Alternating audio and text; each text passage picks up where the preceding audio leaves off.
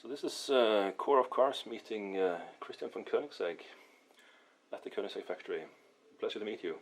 Nice meeting you again, Cora. As always. Yeah. I understand you had quite an interesting meeting today and planning new cars for the future. Yeah, that happens sometimes. And today was one of those days, a full day of structuring and planning the next year's work for upcoming models. Interesting. Yeah. And we will see something new in Geneva next year, which we look very much forward to. That is the plan. Yeah, that is the plan. Of course, last Geneva was the launch of the Jesko. Yep. Which is a very important car for many reasons, and not at least because it pays homage to your father. Exactly. Yeah. It's very exciting project and product to work on, and that we could tie it together with my father's 80th birthday, which was in November last year, so only a few months before the Geneva Motor Show, and our 25th anniversary as a company, and a completely new car model, replacing the by now perhaps legendary Agera RS range. Definitely legendary, yeah. So very, very exciting. Yeah. So the Jesko, how much time in ahead was it made? I would say, how many more months did it take to make the car? I think we worked on the project before we showcased it about 2.5 years. First with a small group of 2-3 persons, and then the months before Geneva we're talking about 60-70 people. Yeah, right. But overall it's about 2.5 years, and it will be another 2 years or so before we deliver the first customer car. So overall it will be like 4.5 years from when we started till delivery. Yeah. What do you see as the biggest challenge to get the car ready for delivery? Well, what is the biggest challenge? I mean, there's a lot of new systems and a lot of new regulations that we have to comply with. Fortunately, we did a lot of good development with the Regera that we can learn from for the Jesko program. And also the Regera had a completely new electronic architecture where we have a distributed node system that is fully connected to the cloud and upgradable over the cloud, and that we can revamp and reuse for the Jesko. And that was actually the biggest development cost for the Regera. And for the Jesko it's instead very little because it already exists with just small modifications. Yeah. But and of course on the Regera program we had a whole direct drive system on top, which was a really big challenge.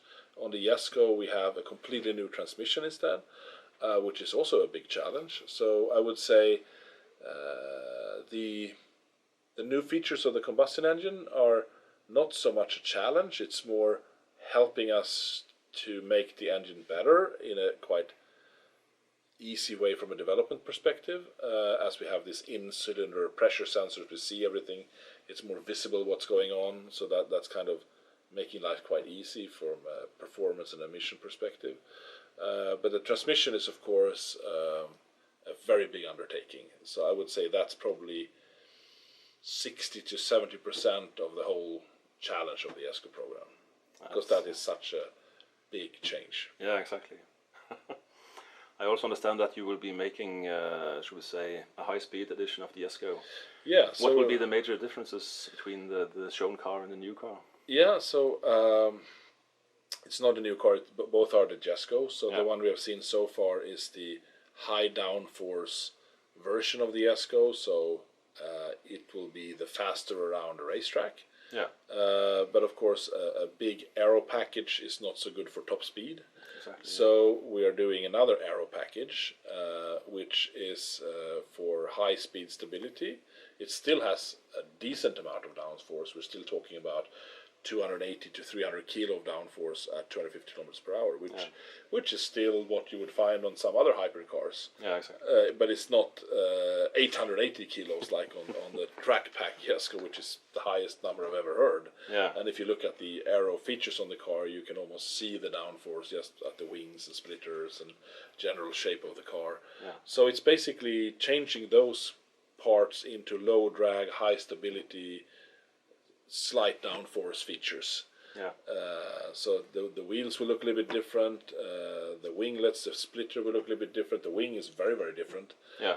That is the biggest difference, and small features here and there. Otherwise, they are the same car. So same engine, same transmission, same gear ratio even. As we have 9 gears, we didn't really. I mean, okay, we could maybe gain slightly by having an even shorter ratio for the track car, but that affects also other homologation aspects and fuel consumption and this and that. And we have 9 gears, so you still have short gears, even though the car can go so fast. Also because we have the high RPM range of 8,500.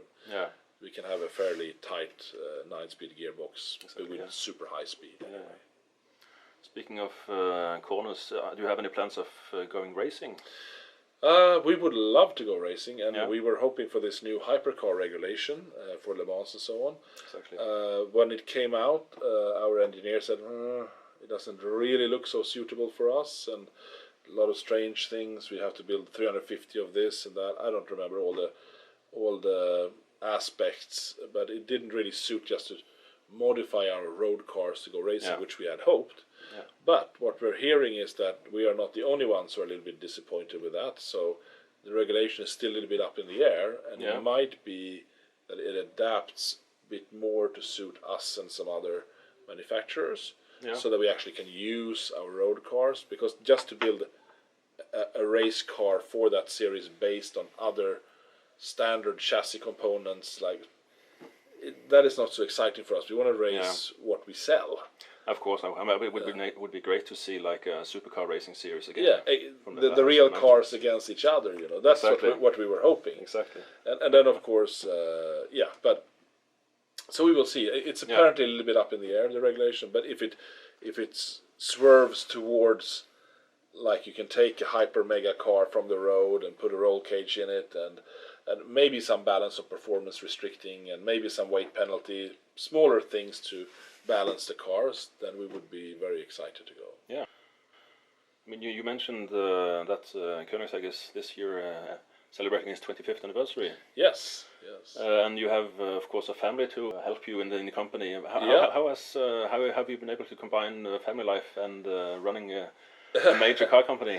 Yeah, so major, I don't know, we're still small, of course, but it's still a big undertaking doing what we're doing, and the way I have managed is basically living 5 minutes away from work, and Haldora, my wife, being instrumental in creating the company together with me. I would say, of course, without me there would be no Koenigsegg, but also without what Haldora has been doing the last 18 years working in Koenigsegg. She has done some extremely important contributions. So it's not that she's my secretary, she's actually instrumental in running the company. And so we get to see each other quite a lot. Yeah. And then we have our oldest son, who's soon 18. He's also working on a part-time basis for us already, and that's nothing I pushed on him. He has got more and more interested and found his skill set to kind of work in certain areas of the company with the promotional side, filming, video, photographing, editing, things like that. So, and then we have a younger son who is soon 13. Yeah. And I get to spend some time with him on the weekends and evenings. And, excellent. And so I think the closeness, I mean, I get to work in 5 minutes. There is no traffic here. So if I work a 9-10 hour day, I'm almost home as much as someone had to commute with an hour of traffic backwards and forwards. Yeah, good point. So I can put in a lot of hours, and I can go maybe a few hours on the weekend, and then go home again, and no one really noticed so much. And I can sit a bit at night, and so, I don't do much apart from working and spend time with the family. Yeah. And if some friends stop by the house, then I spend time with them. But I don't excurge much into the world privately. No, exactly. But it sounds like the company is your life in a way. Yeah, I mean, I get my adrenaline rush and my kicks and my traveling and everything. I'm not hungry to travel privately. I'm traveling enough in work into very interesting places. Yeah, of course it is work in a sense, but But it's not that I hunger to travel. Of course, the kids want to go on vacation sometimes. Yes, that of happens. course. But it's mostly here or at home. Yeah. Do you have any specific persons that that inspire you? Yeah, quite a few, I would say. If we look in recent years, I think what Elon Musk have done with Tesla and SpaceX and these things are incredible. I mean, of course he's not alone doing it, but for sure without him that would never have happened. Yeah.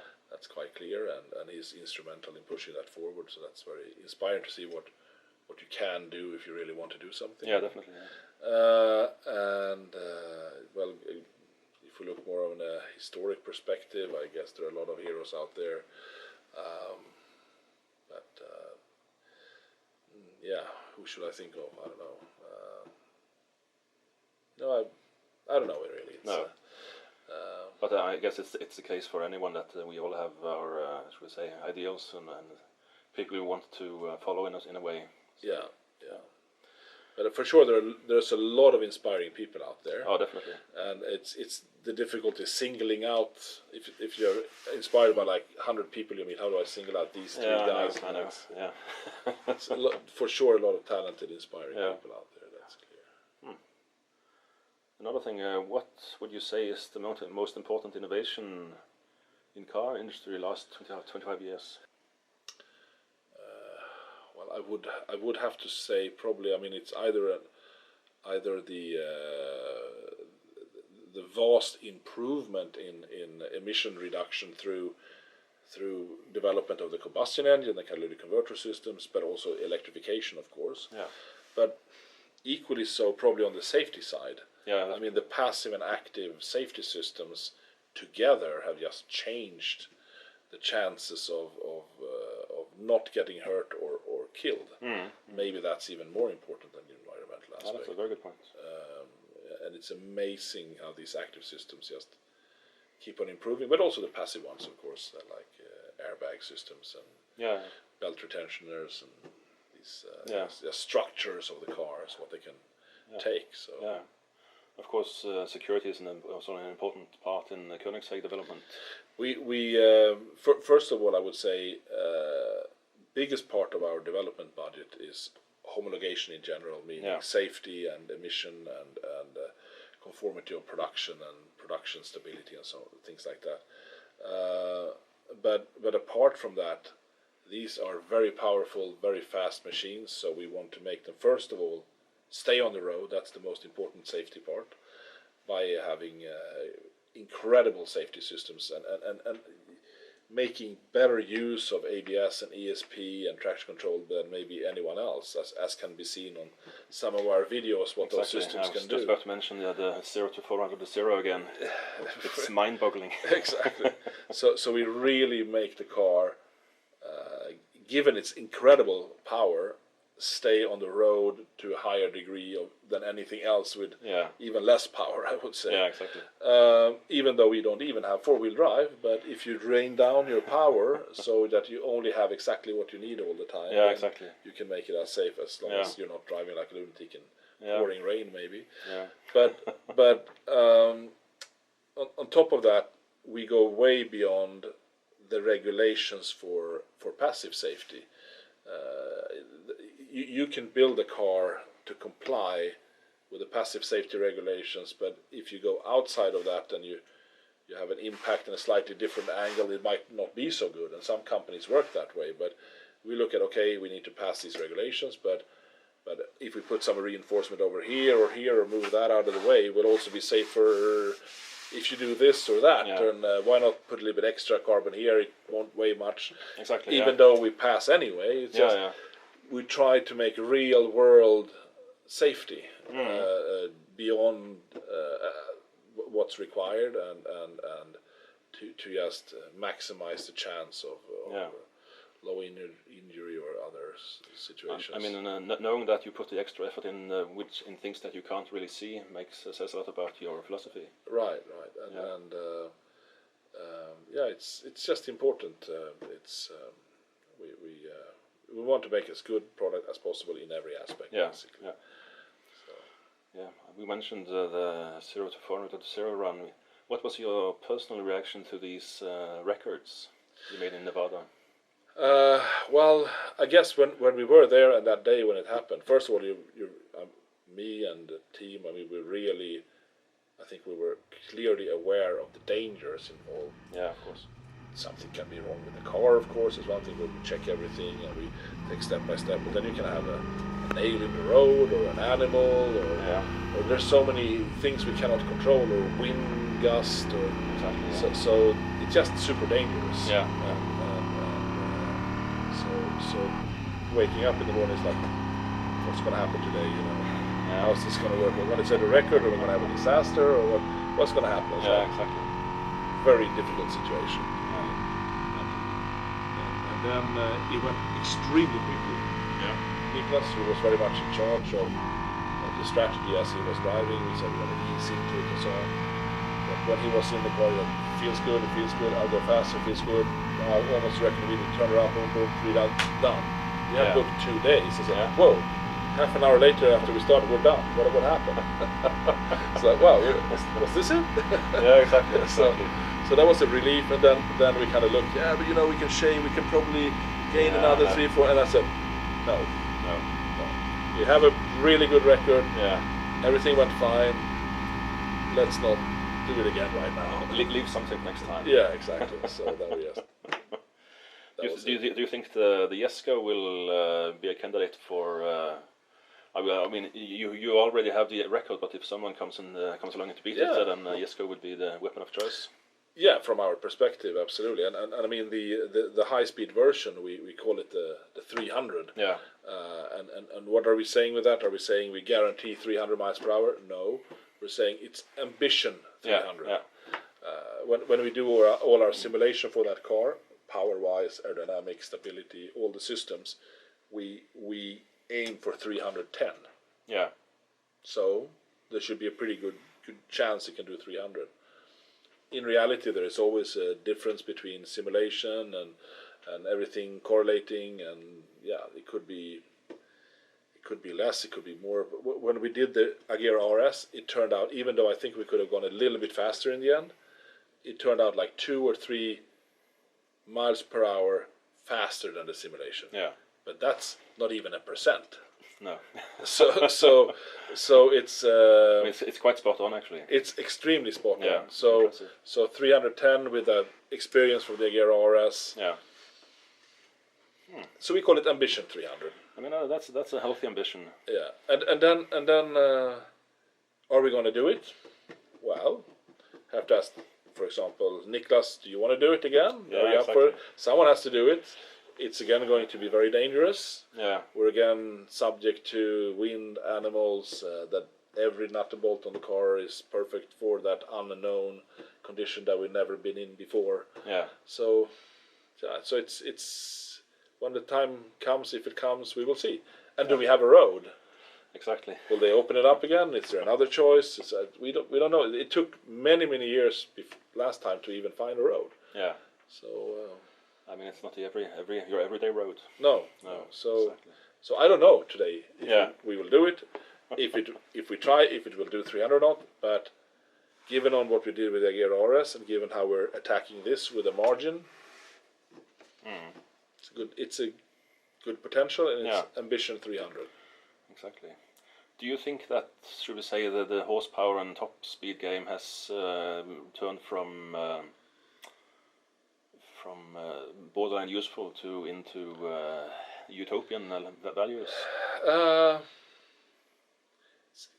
I think top speed wise is definitely getting there. Yeah.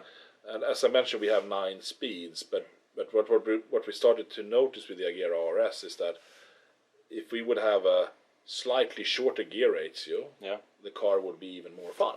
Yeah, exactly. So it was perfectly on the limits, so it was fine. But it's like if we go faster and by changing the gear ratio, the car will not be as fun or as good or smoothly taking off or this and that. And that you're doing every day, and going 480 kilometers per hour, you don't do every day no. or ever. Yeah, exactly. So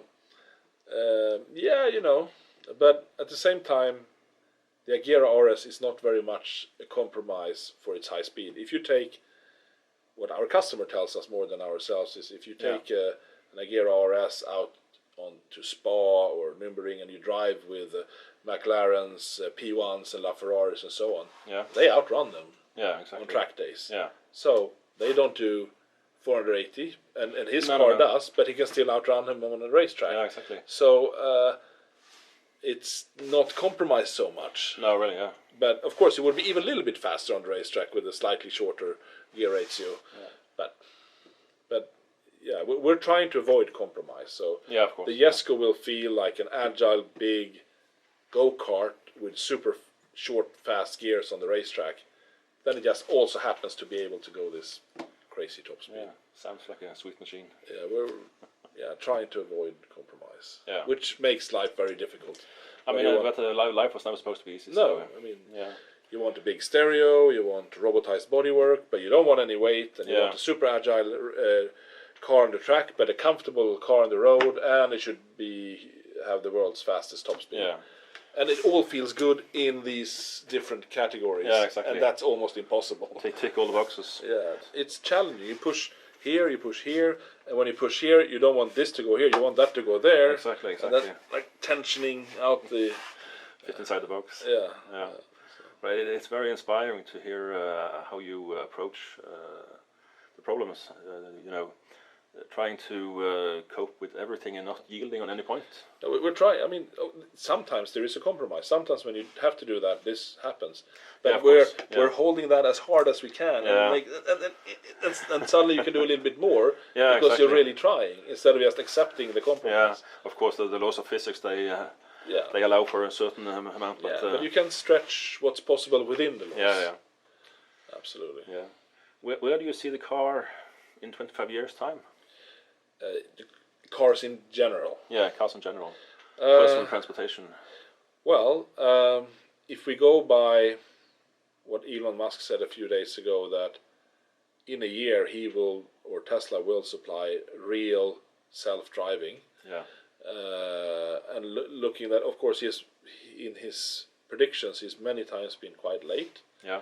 But eventually, so far, I think he has more or less fulfilled everything he said. A bit late, but so let's say it's 2 years out then. Yeah. It will probably happen, and then it will happen over here and there, and then suddenly you'll have this pod with no steering wheel, and you'll have the Uber pods and your own pods, and this. It will be a different landscape completely. Definitely.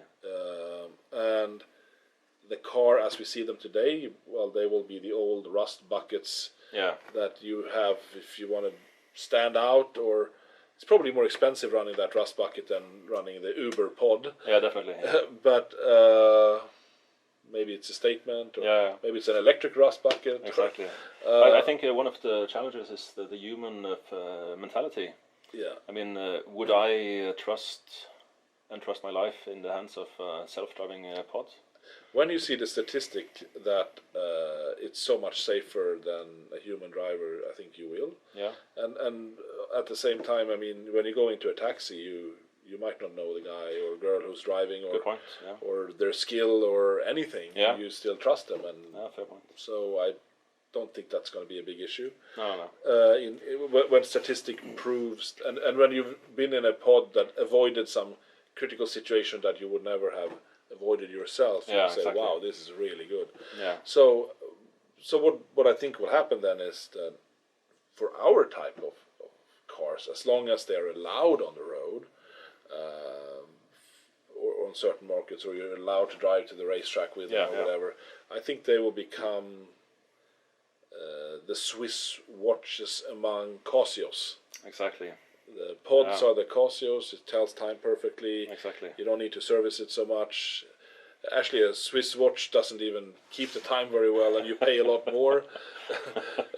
And you have to oil it up and this and that. But it's something nice about it. Yeah, I mean, it's the enthusiast's choice. And then you have the whole horse comparison. I mean, horses used to be cars. Yeah. Now you have them as a luxury indulgence. Exactly. So Swiss watches and horses, that's where we're going with what we're doing. Yeah. And the general car industry has to start to make pods in much lower volume than they're making cars today, or disappear. Yeah, exactly. Because there will be nothing else. Yeah, it seems there is like a make or break situation in the car industry today. Yeah, I mean, it's still kind of the calm before the storm. Yeah. Because people are still buying even more and more and more cars, but then this is just coming, and suddenly when it happens, Yeah. it will be the iPhone moment. Exactly. Yeah. Of some nature. Great.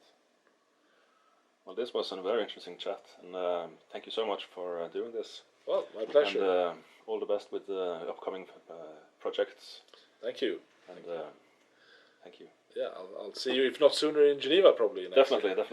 I'll show you the car. Yeah. Perfect. Thank you. Thank you.